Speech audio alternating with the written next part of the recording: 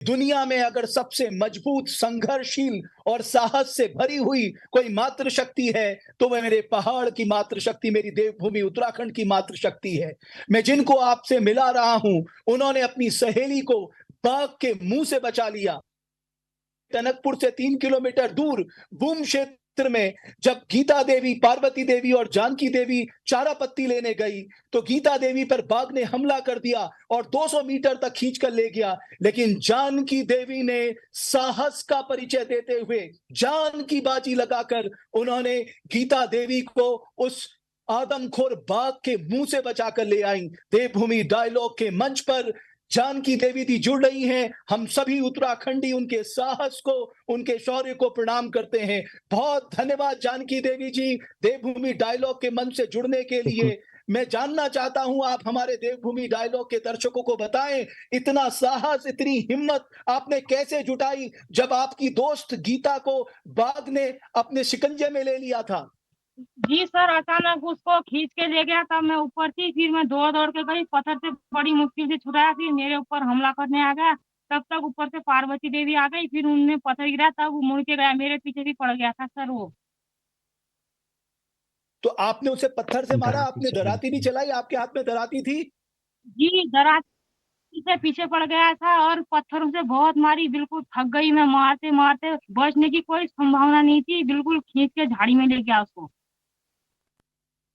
तो उस समय आपके मन में क्या चल रहा था कि आपको किसी भी तरह अपनी सहेली गीता देवी को बचाना है? तो अब जिंदा नहीं बचाऊंगी, इसलिए इसको कैसे छोड़ू मैं जान अब, क्योंकि जिंदी है वो, अब छोड़नी जैसी नहीं लगी। तब मैंने बड़ी मुश्किल से इतनी हिम्मत रखी, पत्थरों से बिल्कुल हाथ थक गए थे दोनों, आंखें से भी कुछ नहीं चले, डराती थी सर, पत्थर ही से भागा वो। तो ये दिन के 12:15 चार बजे की पाँच बात है ना, किलो का ये सर जब आप उनका घास शरीर लेने होगा गई भाग थी? का तो। तो फिर आपने और आपकी जो सहेली है पार्वती देवी ने मिलकर अपनी सहेली की जान बचाई, गीता देवी की। जी सर, ये पार्वती देवी थोड़ी दूर थी, फिर वहां से आने तक मैंने छुटा लिया था, फिर ऊपर और चढ़ने लगे पीछे से और बाघ आ गया, फिर इनने दूसरा पत्थर गया, तब मुड़ के उधर को गया, नहीं तो हमारे पीछे आ गया था सर वो ऊपर तक। अच्छा जानकी देवी जी, मैंने सुना है कि बाघ को देखकर अच्छे खासे लोग बिल्कुल थर-थर कांपने लगते हैं। आपने इतनी हिम्मत लाई कैसे? कैसे, क्या था उस समय, क्या चल रहा था आपके दिमाग में?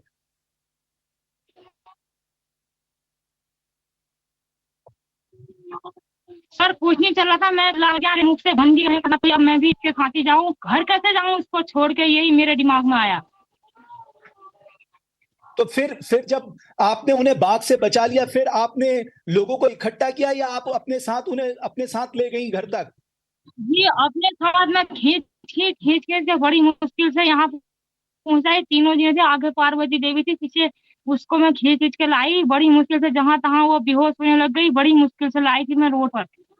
आप अब आपको थोड़ा-सा राहत मिली होगी ना कि आप किसी भी तरह अपनी सहेली गीता देवी को उसके जबड़े से बाहर निकाल पाई?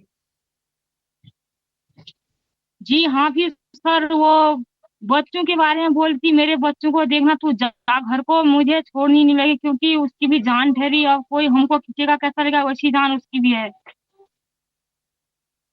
आपको उस समय डर नहीं लगा, मन में डर नहीं लगा कि वो बाघ आपको भी मार देगा?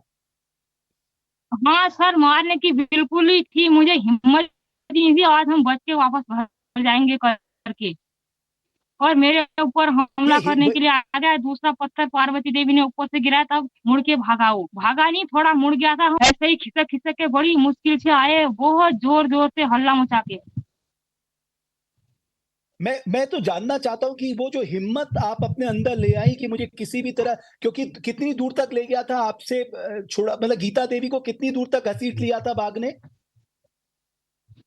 बहुत 200 किलोमीटर सर झाड़ी में डाल दिया था, 200 200 मीटर तक, मीटर। बिल्कुल हाँ, 200 मीटर तक झाड़ी तक ले गया। तो फिर आप उसके पीछे भागी? जी सर, भागी, मेरा पैर भी कमजोर है, पैर भी मुड़ गया, वैसे भी मैं गिरती थी, पत्थर मारते मारते बिल्कुल थक गई, और फिर लास्ट पत्थर उसके सिर में लगी बाघ के, तब उसने छोड़ा, बड़ी मुश्किल से, फिर खून ही खून हो गया सारा, वो उठ ही नहीं पाई, बड़ी मुश्किल से वो खींच खींच के लाई।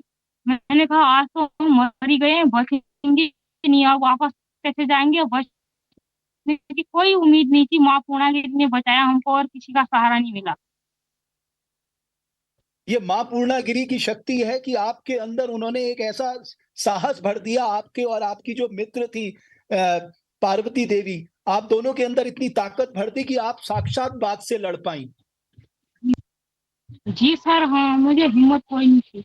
मैं आपको आज प्रणाम करता हूँ जानकी देवी जी, आपने जो हिम्मत दिखाई अपनी मित्र, अपनी सहेली गीता देवी को बचाने के लिए, आप हम सब उत्तराखंडियों के लिए एक बहुत बड़ी प्रेरणा बन गई है। मैं आपको बारंबार प्रणाम करता हूँ और आशा करता हूँ कि आपने जो संघर्ष, साहस और निर्भीकता का जो परिचय दिया है, वो हमेशा याद रखा जाएगा। अपनी सहेली को आप बाघ से लड़ गई साहब, ये कोई बहुत आसान बात नहीं होती है। मुश्किल समय में तो लोग भाग जाते हैं, लेकिन आप डटी रहीं, इसके लिए आप बहुत धन्यवाद की पात्र हैं।